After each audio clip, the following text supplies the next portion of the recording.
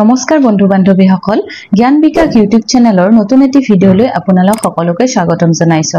আমি যেহেতু যোৱা ভিডিঅত নেট পৰীক্ষাৰ প্ৰশ্ন কাকতখনৰ বিষয়ে আলোচনা কৰি আহিছিলো আৰু আজিও তাৰে লগত সংগতি ৰাখি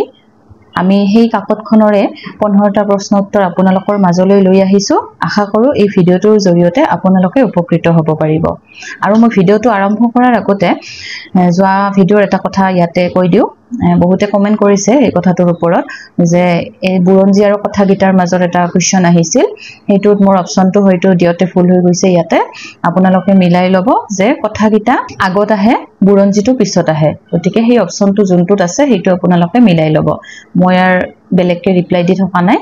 মই ভিডিঅটোৰ জৰিয়তে কলো বাকি আজি আমি কিনো প্ৰশ্ন আনিছো আহকচোন আমি চাও ইয়াতে 16 নম্বৰ প্ৰশ্নটোত কি আছে ক স্তম্ভৰ লগত খ স্তম্ভ মিলোৱাখিনি আছে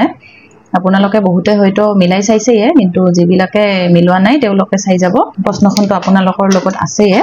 গতিকে প্ৰথমটোত কি দিছিল অনাদি পাতন দিছিল তাৰ পিছত ৰাজহুয় কাব্য দিছিল সাবিত্ৰী উপাখ্যান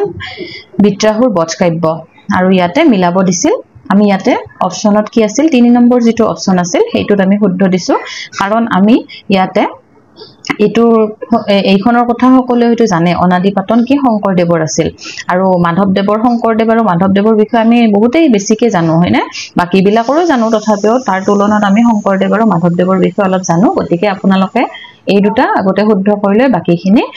সাবিত্ৰী উপাখ্যান ৰাম সৰস্বতীৰ বিদ্ৰাহুৰ বধ কাব্য অনন্ত কণ্ডলী গতিকে অপচন নম্বৰ 3 টো ইয়াতে শুদ্ধ উত্তৰ হ'ব তাৰ পিছত আছে জলপেশ্বৰ বাহুবল হিকদাৰ ধৰ্মনাৰায়ণ আৰু সমৰ সিংহ এইখিনি আহিছিল আমাৰ পাঁচালী সাহিত্য বুলি এটা ইউনিট আছিল তাৰ পৰা আহিছিল আৰু পাঁচালী সাহিত্যিক কেইগৰাকীৰ নামটো আপোনালোকে জানিছিল যে মনকৰ নাৰায়ণদেৱ আছিল পিতাম্বৰ দুৰ্গাবৰ তেওঁলোকে মানে কোন ৰজাৰ পৃষ্ঠপোষকতা লাভ কৰিছিল সেই প্ৰশ্নটো ইয়াতে দিছিল আমি ইয়াতে প্ৰথম জলপেশ্বৰ মনকৰে জলপেশ্বৰৰ পৃষ্ঠপোষকতা লাভ কৰিছিল তাৰ পিছত দুৰ্গাবৰে বাহুবল হিকদাৰৰ এনেকে মিলাই আমি 4 নম্বৰ অপচনটো যেটো আছিল হেতুত আমি শুদ্ধ দিছো তাৰ পিছত আছে সংখ্যাবাচক উপশব্দ তাৰ পিছত সাধাৰণ সংখ্যাবাচক বিশেষ্য উপসৰ্গ অসমাপিকা ক্ৰিয়াবাচক প্ৰত্যয় এতিয়া আমি এই কেইটাৰ ভিতৰত প্ৰথমতে আমি এইটো সকলোৱে জানো যে উপসৰ্গ কি আগত বহাটোক কয় হয়নে গতিকে এই যে উপ আছে গতিকে এইটো উপসৰ্গৰ লগত মিলিব আৰু এই অপচনটোত বোধ কৰো এই কিমান সি টু 4 নম্বৰ অপচনটো এটাতে আছিল গতিকে এইটো কৰিলে আপোনালোকে শুদ্ধ উত্তৰটো পাই যোৱাৰ ধৰণে এইটো প্ৰশ্ন আছিল আৰু বাকি কেইটা এনেকে মিলাইছো গতিকে চাব তাৰ পিছত আছে 19 নম্বৰ প্ৰশ্নটোত উপেন্দ্ৰনাথ গোস্বামী মানে গ্ৰন্থৰ কথা আহিছিল প্ৰমোদ চন্দ্ৰ ভট্টাচাৰ্য গোলক চন্দ্ৰ গোস্বামী আৰু বিশ্বেশ্বৰ হাজৰিকা ইয়াতে চাব কিতাপ কেইখনৰ নাম দিছে আমি প্ৰথমতে কোনটো জানো বিশেষকে মই দিওতে এইটো প্ৰশ্ন আহিছিল তাতে মই এইটো মিলাইছিলো যে বড়ো ল্যাঙ্গুৱেজৰ ওপৰত কোনে মানে গৱেষণা কৰিছিল হেতু আমি প্ৰমোদ চন্দ্ৰ ভট্টাচাৰ্যৰ নামটো বিশেষকে পাই আহিছিল গতিকে তেওঁটো মিলাইছিলো বি টু 3 নম্বৰ হ'ব ইয়াতে বি টু আমি 3 নম্বৰটো দিছো তাৰ পিছত এ টু 4 হ'ব এইটোৰ বিষয়ে আপোনালোকে বহুতে জানে যে উপেন্দ্ৰনাথ গোস্বামী মানে লাগা বিশেষভাৱে আমাক লাগি থকা কিতাপ ওৰ বিষয়ে একিখন আছিল তাৰ পিছত আছিল উপেন্দ্ৰনাথ গোস্বামীৰ কি ষ্টাডি অন কামৰূপী কাৰণ কামৰূপী উপভাষাৰ ওপৰত কাম কৰিছিল কোনে উপেন্দ্ৰনাথ গোস্বামী হেতু আমি জানিছো তাৰ পিছত আছে বিশ্বেশ্বৰ হাজৰিকাৰ আসামিজ ল্যাঙ্গুৱেজ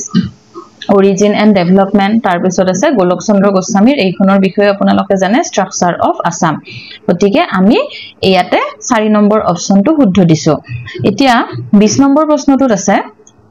উপমাৰ কথা ইয়াতে আছে ইয়াতে কি আছে উপমা প্ৰতীক ৰূপক আৰু সন্ধে এতিয়া উপমা প্ৰথমটো আমি সহজৰ পৰা চাম আমি উপমাটো সাধাৰণতে সহজ পাও হয়নে বাকি কেইটাও ইমান টান নহয় তথাপিও এই কেইটাৰ তুলনাত আমি উপমাটোৰ কথা সাধাৰণতে সহজভাৱে বুজি পাও যে কিবা এটা বস্তুক আন এটা কিবা বস্তুৰ লগত মিলালে মানে উপমা দিয়া বুলি কয় যে এটো কি কয় বেছিভাগ আমি কি এইটো আমি উদাহৰণ ব্যৱহাৰ কৰো পদুমৰ নিচিনা মুখ তাৰ মানে মুখখনৰ সৌন্দৰ্যটো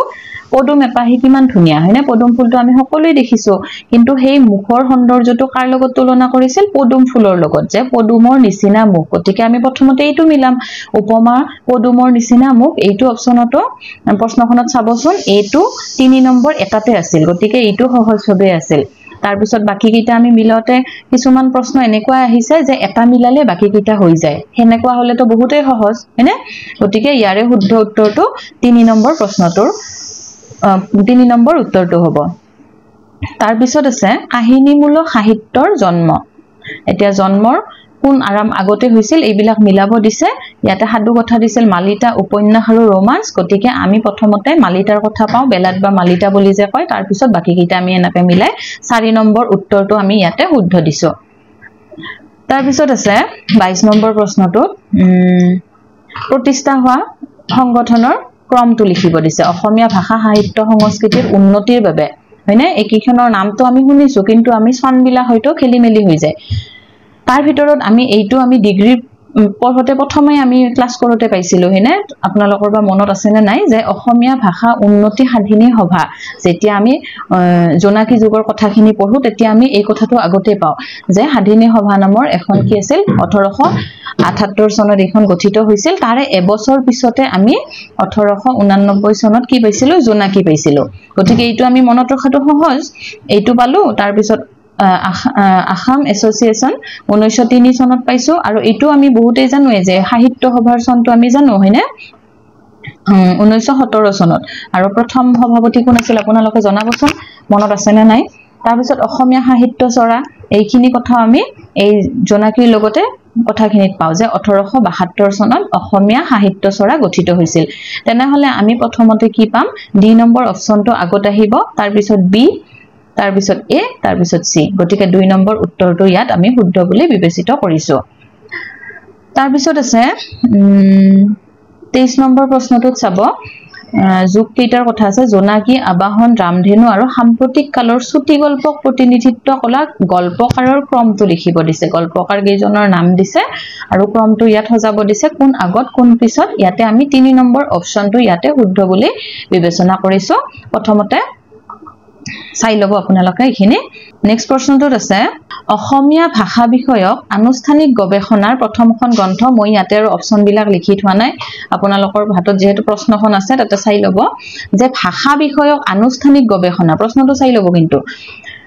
উত্তৰটো হ'ব আসামিজ ইটস ফৰমেশন এণ্ড ডেভেলপমেন্ট এই নামটো আমি পাই আহিছো হেনে তাৰ লগত মই এখিনি আপোনালোকক নতুন তথ্য দিছো যে কোন কাৰ আছিল এইখন বাণীকান্ত কাকতিৰ চনটো কিমান আছিল 1941 চনত গতিকে এই দুটা কথাও ইয়াৰ লগত মনত ৰাখি যাব আমি বস্তুবিলাক তেনেকৈ পঢ়িলেহে আমাৰ কামত আহিব তাৰ পিছত আছে ক্ৰোধে প্ৰকম্পিত বিশ্বামিত্ৰ মুনিবৰ বাকি দুটা লাইন মই লিখা নাই হেকৰ হাৰিটো আছে ভয় ত্ৰাসে ভৈল যেন মৃতক পৰায় গতিকে ইয়াতে কি ৰসৰ উদ্ভৱ হৈছে হেতু সুধিছিল অপচন আমি 4 নম্বৰটো দিছো ভয়ানক ৰসৰ উদ্ভৱ হৈছিল তাৰ পিছত 26 নম্বৰ প্ৰশ্নটোত আছে তলৰ কোনটো শব্দালংকাৰ নহয় এতিয়া অলংকাৰৰ বিষয়ে আমি জানিব লাগিল নে ভাগবিলাকৰ বিষয়ে বাকি কিটা অপচন মই লিখি থাকা নাই আহিছিল কিবা জমক বিত্তানুপ্ৰাস এনেকুৱা ধৰণৰ কিবা কিবা আহিছিল অপচন তাৰে ভিতৰত কি ৰূপকটো শব্দালংকাৰ নহয় গতিকে আমি নহয় সুধিছে চাব প্ৰশ্নবিলাক চাওতে আপোনালোকে ভালদৰে নাচালে কিন্তু এইবিলাকতে সৰু সৰু ভুল হৈ যায় শব্দালংকাৰ নহয় গতিকে ৰূপকটো এটা শব্দালংকাৰ নহয় তাৰ পিছত আছে তলৰ কোনটো ভাষা তিব্বত বৰ্মীয় ভাষাৰ উত্তৰ অসম থালৰ অন্তৰ্গত নহয় এইটো আমি ডিগ্ৰী পঢ়ি থাকতে পাইছিলো হেনে গতিকে বাকি অপচন কিটা মই লিখা নাই 4 নম্বৰ উত্তৰটো ইয়াত শুদ্ধ বুলি বিবেচনা কৰিছো তাৰ পিছত আছে অসমীয়া আৰু ইংৰাজী অভিধানৰ প্ৰণেতা ইংৰাজী অভিধান যে আছিল অসমীয়া আৰু অসমীয়া বুলি কৈছিল কাৰণ এইখন কি মিশনাৰী সকলৰ যে আহিছিল আমাৰ অসমলৈ তেওঁলোকৰ সৃষ্টি আছিল আৰু মাইলছ ব্ৰনছন কোন আছিল মিশনাৰী আছিল হয়নে এগৰাকী গতিকে তেও লিখিছিল এই অভিধানখন গতিকে 4 নম্বৰ অপচনটো আমি ইয়াতে শুদ্ধ বুলি বিবেচনা কৰিছো তাৰ পিছত 29 নম্বৰ প্ৰশ্নটোত চাব ডেসক্ৰিপটিভ ক্যাটালগ অফ আসামিজ ম্যানুস্ক্ৰিপ্ট গ্ৰন্থৰ সম্পাদক কোন আছিল ইয়াতে বাকি কিটা অপচন মই লিখা নাই এইখনৰ শুদ্ধ হেমচন্দ্ৰ গোস্বামী 1 নম্বৰ যেটো অপচন আছে হেইটোৱে ইয়াতে শুদ্ধ আৰু আজিৰ লাষ্ট প্ৰশ্নটো হৈছে যে তলৰ কোনটো কথা তুলনামূলক সাহিত্যৰ প্ৰথম প্ৰসংগসমূহৰ হৈতে জড়িত ইয়াতে আৰু বেলেগ বেলেগ অপচন আছিল মই লিখা নাই বহুত লিখি থাকিলে অলপ সময়ও বেছিকে লাগি যায় গতিকে তাৰে ভিতৰত ইয়াতে কি প্ৰসংগসমূহৰ হৈতে জড়িত প্ৰথম প্ৰসংগ তাৰ মানে কি কৰিব লাগে তুলনামূলক সাহিত্যৰ পৰা এটো দিছে যে আমি কি তুলনা মানে কি আপোনালোকে অলপ হলেও জানে এই কথাটো হয়নে গটিকে তাক ভিতৰত প্ৰথম আমি কি সাহিত্যৰ প্ৰথম প্ৰসংগসমূহৰ হৈতে জড়িত মত কোনটো হ'ব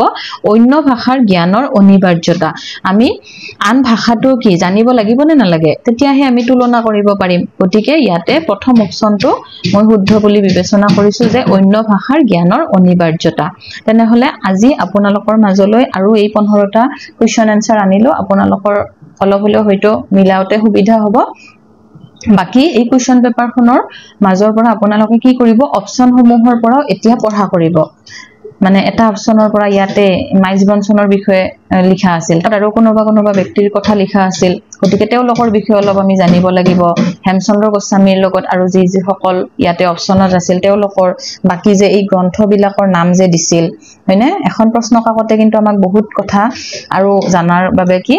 উলিয়াই দিয়ে যে ইয়াতে আৰু অপচন আছিল নহয় গতিকে সেই কেইখনৰ প্ৰকাশৰ চনটো মনত ৰাখিব কোনে লিখিছিল বা কি আছিল সেইখিনি কথা এই প্ৰশ্নখন কৰিলে আপোনালোকে উপকৃত হ'ব পাৰিব তেনেহলে আপোনালোক সকলোৰে ভাল হোৱাৰ কামনাৰে আজিৰ ভিডিওটো ইয়াতেই সামৰিছো ভিডিওটো যদি ভাল পাইছে তেনেহলে